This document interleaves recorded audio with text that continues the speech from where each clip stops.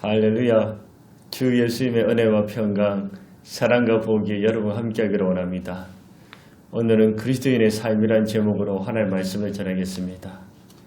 오늘 본문은 구원을 완성을 위한 그리스도인의 삶입니다. 여러분은 참된 그리스도인입니까? 진정한 하나님의 자녀입니까? 이 어려운 시기에 우리 주 예수님께서 우리에게 무엇을 원하며 우리는 어떤 삶을 살아야 합니까? 두렵고 떨림으로 구원을 이루라는 것입니다. 12절에 그러므로 나의 사랑하는 자들아 너희가 나 있을 때뿐만 아니라 더욱 지금 나 없을 때도 항상 복종하고요 두렵고 떨림으로 너희 구원을 이루라. 구원은 믿음으로 받습니까? 행함으로 받습니까? 대부분의 종교는 행함으로 구원받는다고 생각합니다. 천주교는 믿음 반, 행함 반을 통해서 구원받습니다. 기독교는 믿음으로 구원받습니다. 구원은 예수 그리스도의 믿음을 통해 얻습니다. 믿음으로 구원받지 못할 것 같으면 왜 우리 주 예수님께서 십자가에 죽으셨겠습니까? 사도행전 16장 31절에 이르되 주 예수를 믿으라. 그리하면 너와 내 집이 구원을 얻으라. 주 예수를 믿을 때 구원을 받는다. 로마서 10장 9절에도 내가 만일 내 입으로 예수를 주를 시인하며 또 하나님께서 그를 죽은 자 가운데서 살린 것을 내 마음의 믿음을 구원을 받으리라. 예수님을 주를 시인하고 부활하신 예수님을 믿을 때 구원을 받는다고 했습니다. 에베소서 2장 8절에도 너희는 그 은혜를 인하여 믿음으로 말미암아 구원을 받았으니 이것이 너희에게서 난 것이 아니요 하나님의 선물이라. 믿음으로 구원받았다고 했습니다. 여러 성경 구절은 믿음으로 구원받는다고 했는데 오늘 말씀은 두렵고 떨림으로 구원을 이루라는 말씀은 무슨 의미입니까? 행함으로 구원을 받는다 말씀입니까? 이 문제는 칭의와 성화의 단계를 말합니다. 칭의는 내가 죄인임을 고백하고 예수님을 주님으로 구주로 믿고 영접할 때 예수님께서 우리 죄를 용서하시고 우리를 값없이 어렵다 해주시는 것입니다. 구원은 내 공로, 내 업적이 아니라 주 예수님으로 믿음으로 어려워지는 것입니다. 이것을 기독교 교리에서는 칭의라고 말합니다. 그리스도인의 삶은 예수를 믿고 거듭나서 하나님의 자녀가 된 그 순간부터 새로 시작되는 것입니다. 예수를 믿고 구원받았으니 마음대로 살고 죄를 지어도 된다는 이단 종교가 바로 구원파입니다. 믿음으로 구원받는 칭의와 함께 하나님의 자녀로서 그리스도의 삶은 거룩해지는 것입니다. 거룩해지는 것은 온전해지는 것이고 온전해지는 것은 예수님을 닮아가는 것입니다. 예수님을 계속해서 닮아가는 것입니다. 이것은 한순간에 완성되는 것이 아니라 천국에 갈 때까지 예수님을 날마다 닮아 거룩해지는 것이 성화입니다. 본문에서 두렵고 떨림으로 너희 구원이 이루라는 말씀은 칭의보다는 성화의 의미를 말합니다. 두렵고 떨림은 노예적인 공포와 두려움이 아니라 경건하고 건전한 경외심을 말합니다. 하나님을 업신여기면 방탕방조하게 됩니다. 반면에 하나님을 공포의 하나님으로 믿으면 자유가 없고 율법적으로 됩니다. 구원을 값싼 싸구리로 취급하지 말고 하나님의 값비싼 은혜로 여기라는 말씀입니다. 세상에서 불쌍한 사람은 처음부터 예수를 안 믿는 사람이 아니라 예수를 잘 믿다가 예수를 버리는 사람, 예수를 떠난 사람입니다. 이들은 구원의 완성이 아니라 구원을 잃어버린 것입니다. 코로나19로 인해 주님을 더욱 사랑하는 구원의 완성을 이루는 그리스도인이 있고 구원을 잃어버리는 그리스도들이 있습니다. 구원의 은혜, 감격, 기쁨을 잊어버리지 말고 방탕하지 말며 감사와 감격, 경외함으로 네 구원을 이루라는 것입니다. 구원을 완성하라. 구원을 끝마치라는 것입니다. 예수님의 은혜로 예수님의 공로를 믿음으로 구원을 받고 의인이 되었으니 여기서 멈추지 말고 성령의 능력으로, 성령의 도우심으로 주님 오실 때까지 내 개인의 삶의 종말을 맞이할 때까지 계속해서 구원을 잃어버리지 말고 예수님을 닮아가는 온전한 거룩한 성화를 완성하라는 뜻입니다. 여러분, 하나님 아버지는 선하시고 인자하신 분입니다.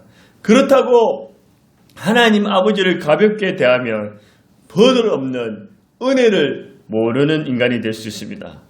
하나님 아버지를 너무 무섭게 대하면 하나님이 어렵게 느껴지고 신앙생활이 기쁨이 아니라 경직될 수 있습니다. 하나님을 사랑하기에 경외하는 마음으로 다가가는 것이 좋습니다. 예수님을 믿음으로 오려졌으니 즉 칭의를 이루었으니 이제 항상 복종하여 두렵고 떨림으로 예수님을 닮아가는 거룩한 성화의 삶을 살아가도록 합시다. 그리스도인들은 어떤 삶을 살아야 됩니까? 내 안에 소원을 두고 하나님이 일하시게 하라는 것입니다. 13절에 너희 안에 행하시는 이는 하나님이시니 자기의 기쁘신 뜻을 위하여 너희에게 소원을 두고 행하게 하시나니. 여러분 안에 예수님께서 성령으로 와 계신 줄을 믿습니까? 누구든지 회개하고 예수님을 주님으로 구주로 믿고 영접하면 성령을 받습니다. 성령이 예수를 믿는 그리스도인과 함께 하십니다. 주님께서 여러분을 구원하신 후에 방치하지 않으십니다. 우리 안에 내 안에 계셔서 함께 일하시기를 기뻐하십니다. 함께 주님의 선한 뜻을 이루어가기를 원하십니다. 여러분은 절대 혼자가 아닙니다. 주님이 함께 하십니다. 주님이 내 안에서 어떤 일을 행하기 원하실까요? 내 욕심과 이기심만을 채우는 삶이 아니라 내 안에 하나님의 소원, 하나님의 뜻을 행하기를 원하십니다. 하나님께서 기뻐하시는 일이 무엇일까요? 하나님의 소원은 어렵거나 힘든 것이 아닙니다. 멀리 있지 않고 가까이 있습니다. 여러분 안에 거룩한 온갖 소원들을 주십니다. 마귀는 절망과 낙심, 비관과 우울, 회의, 불평과 원망, 시기 질투, 미움, 욕심, 거짓을 주지만 우리 주 예수님은 믿음, 소망, 사랑, 감사, 화평, 능력, 기쁨, 자신감을 주십니다. 특히 선한 마음, 선한 생각을 주시는 것입니다. 코로나19가 계속 진행되는 이 시대에 주님께서 나를 죄와 죽음에서 구원의 은혜를 어떻게 보답할까? 내 삶을 주님 앞에 드릴까? 하나님이 기뻐하는 예배를 드릴 수 있을까? 어떻게 하면 하나님의 뜻을 이루고 하나님을 기쁘시게 해드리고 살 수 있을까? 하나님의 영광을 나타내고 싶다. 하나님의 꿈을 깨달아서 하나님의 꿈을 이루어드려야지. 하나님과 이웃을 더 사랑할 수는 없을까? 가정, 교회, 공동체를 사랑하고 섬겨야지. 항상 기쁨, 기도, 감사함으로 살아야지. 이웃에게 선을 베풀며 나누며 살고 싶다. 잃어버린 영혼을 주님께 인도해야지. 구제와 섬기에 힘쓰고 어려운 사람을 도와줘야지. 봉사, 섬김, 희생의 삶을 실천해야지. 이런 마음, 소원이 하나님의 기쁘신 뜻이요 소원입니다. 다윗은 하나님의 은혜를 잃어버리지 않고 은혜가 너무 커서 그 은혜를 보답하기 위해서 다윗 안에 선한 소원은 하나님을 일평생 기쁘시게 해드리고 그리고 하나님의 성전을 지어드리는 것이었습니다. 그것이 주님의 기쁨이 되자 주님께서 기뻐하시고 다윗과 그의 자손들에게 영원한 은약과 복을 허락하셨습니다. 미가 선지자도 미가 6장 7절에서 내가 무엇을 가지고 요 앞에 나아가며 높으신 하나님께 경배할까? 내가 번제된 1년의 송아지를 가지고 그 앞에 나아갈까? 여호와께서 천천의 수양이나 만만의 강물 같은 기름을 기뻐하실까? 내 허물을 위하여 내 맏아들을 내 영혼의 죄로 말미암아 내 몸의 열매를 드릴까? 미가 선지자는 하나님의 은혜에 감격해서 최선의 것, 최고의 것으로 하나님께 드리기를 소원했습니다. 심지어 자신의 아들이라도 하나님이 원하신다면 기쁘게 드릴 수가 있었습니다. 저는 커피를 참 좋아합니다. 예전에는 믹스커피, 일명 다방커피를 달달하게 먹었습니다. 그러다가 블랙커피가 원두커피를 진하게 마시는 걸로 바꾸었습니다. 최근에는 우유를 섞은 아이스 카파레타가 어찌나 맛있는 줄 모릅니다. 맛도 고소하고 먹을수록 기분도 좋아집니다. 집중력도 생깁니다. 저는 커피를 마실 때 가끔 너무 마실 때는 주님 감사합니다. 기도하면서 주님 커피가 참 맛있습니다. 이렇게 맛있는 커피를 주셔서 감사합니다. 주님 저랑 커피 한 잔 하실래요? 이렇게 질문을 던집니다.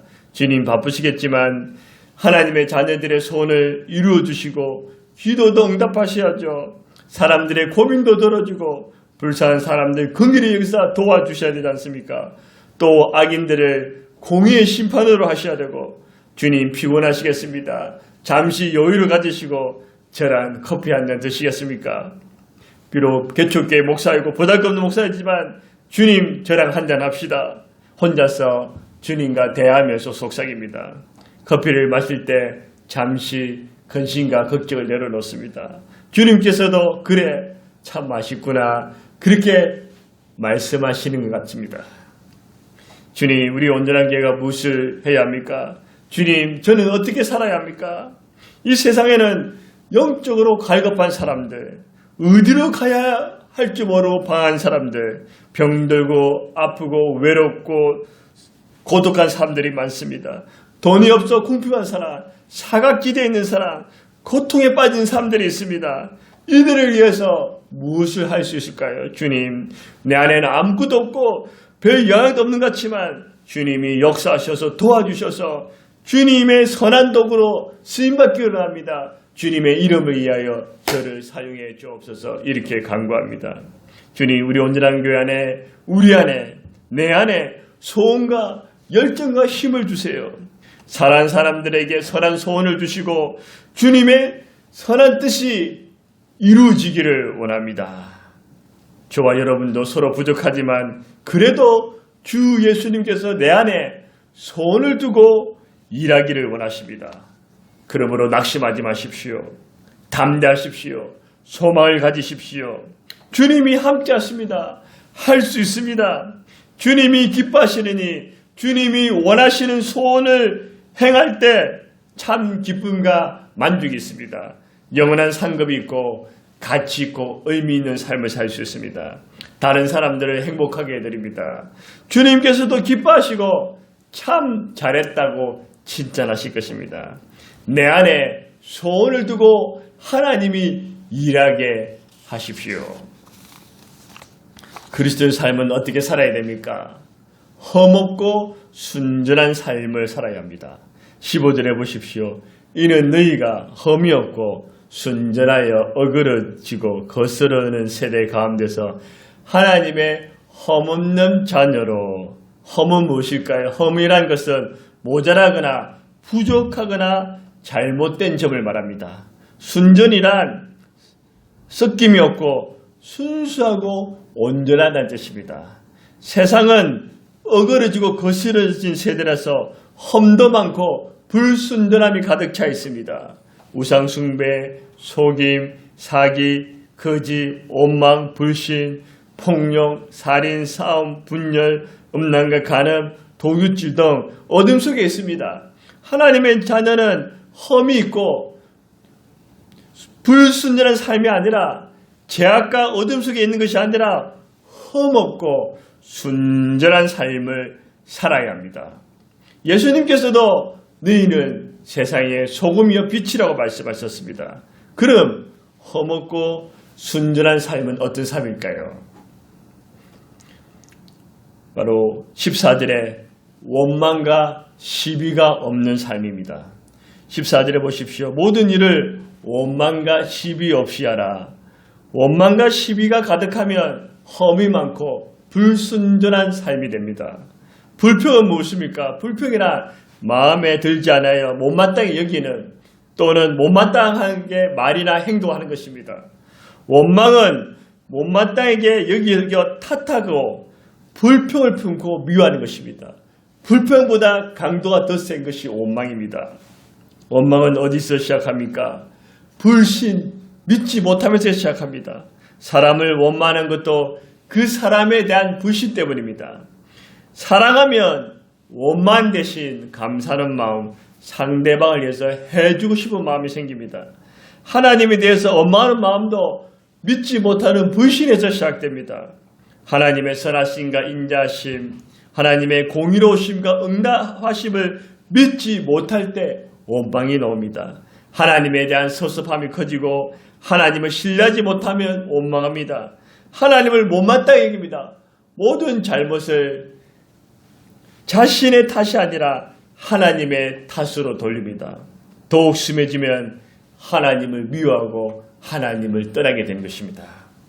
모세시대 이스라엘 백성들의 주특기가 무엇입니까? 우상숭배, 불신, 다툼, 시험, 당짓는 것, 악평, 불순종, 그 중에서도 원망과 불평이었습니다. 하나님께서 노예 생활에 당하던 이스라엘 백성들을 건너로 구원하시기 위해서 10가지 이상 기적과 능력을 베풀어 주셨습니다. 그런데 그 기적을 잊어버리고 시간만 지나면 다시 원망, 불평을 시작합니다. 하나님의 은혜에 감격해서 하나님 향해 감사와 찬송을 드리기보다는 하나님의 은혜를 금방 잊어버리고 현실의 문제만 없는 것을 보고 원망합니다. 애굽 군대가 쳐들어와도 원망, 옆 앞에 홍해가 있어도 원망, 물이 없어도 고기가 없어도 불평, 주신 은혜는 헤아리지 못하고 없는 것만 보고 자꾸 불평하고 원망합니다. 지금이 안 좋다, 옛날이 좋았다, 왜 이렇게 고통을 주냐, 하나님이 정말 살아계시냐, 하나님이 정말 있으면 보여달라, 차라리 죽었으면 좋겠다, 그런 불신으로 하나님을 원망하기 시작했습니다. 여러분 혹시 하나님 주신 은혜는 까먹고 지금 없는 거, 문제와 고통을 보면서 하나님 향하여 원망과 불평과 원망을 하고 계십니까? 그렇다면 여러분들은 험이 많고 불순전한 삶을 살고 있는 것입니다. 하나님 주신 은혜에 감사하고 그 은혜에 감사해서 좋을 때도 감사, 상황이 힘들고 어려울 때도 감사, 하나님의 선하심과 인자하심, 공의로우심 믿고 감사, 찬송 올려드리고 있습니까? 그렇다면 여러분들은 험이 없고 순전한 삶을 살고 있는 것입니다. 시비는 무엇일까요? 시비는 옳고 그름을 따지는 말다툼, 말싸움을 말합니다. 원망이 하나님에 대한 불신에서 시작했다면 시비는 사람에 대한 불신에서 시작합니다. 사람을 믿지 못하니까 옳고 그름을 따지고 말싸움하게 됩니다. 사람과 자꾸 싸우는 모습이 시비의 모습입니다. 모세시대 이스라엘 백성들은 하나님께 원망하고 그들의 지도자 모세에게 감사하기보다는 자꾸 시비를 걸고 말싸움을 걸었습니다. 그 중에서 고라당불입니다. 이들은 하나님이 모세만 통해서 예배를 받느냐? 모세 너만 택한 지도자이냐? 우리도 통해 예배받고 우리도 지도자이다. 그렇게 교만했습니다. 모세를 거역했습니다. 하나님을 대적했습니다. 모세를 가지고 시비를 붙이며 싸움을 걸었습니다. 사람들을 향하여 옳고 그름을 따지면서 누가 잘났는지 한번 따져보자는 이런 삶은 험 있는 순전치 못한 삶입니다. 하나님에 대한 불신, 사람에 대한 불신이 원망과 시비를 불러일으킵니다. 하나님께 원망하고 사람과 시비를 걸어서 자꾸 싸우게 되면 하나님과의 관계, 인간관계가 꼬이고 뒤틀리기 시작합니다. 여기서 기쁨과 감사, 만족이 떠나고 근심과 걱정, 괴로움이 찾아옵니다. 원망과 시비가 없는 삶을 살려면 감사와 사랑의 삶을 사십시오. 이것이 험없고 순전한 삶의 모습입니다. 명석이와 스푸전 목사님은 이런 말씀했습니다. 이 세상에 세 종류의 사람이 있습니다. 첫째는 하나님의 은혜를 받고도 감사하지 않는 불신자가 있고, 두 번째는 하나님 은혜에 감사하는 신자가 있으며 세 번째는 범사에 감사하는 감사신자가 있다고 했습니다. 하나님께 항상 감사하십시오. 반복해서 감사하세요. 어떤 상황에서도 감사했어요. 작은 것도 큰 것도 감사하세요. 좋은 일도 안 좋은 일도 풍부해도 가난해도 모든 일에 감사하십시오. 이 세상이 어지럽고 어수선해도 정말 내 뜻대로 되지 않아도 그래도 하나님께 감사하십시오. 하나님께 감사하는 삶이 하나님을 신뢰하는 삶입니다. 하나님의 선하심과 인자심을 신뢰하세요. 하나님의 살아계심과 공의로우심과 응답하심을 믿으세요. 원망과 시비를 버리고 감사하고 사랑하는 삶이 험없고 순전한 삶이 말한 것입니다.